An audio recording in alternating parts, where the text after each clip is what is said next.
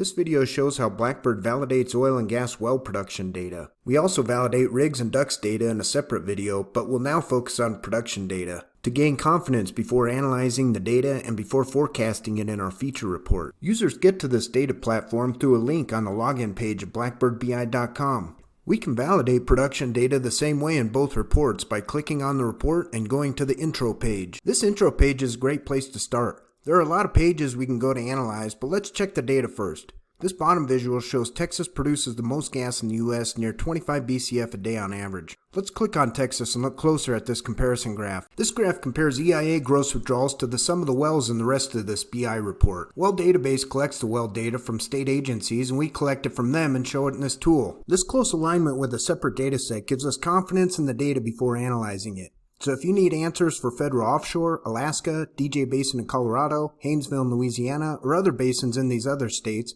then it's a good idea to come here first and validate the data. If I click again to release, we can see how comprehensive this data set is, with 115 BCF a day of gas production and 12.5 million barrels a day oil production in the US.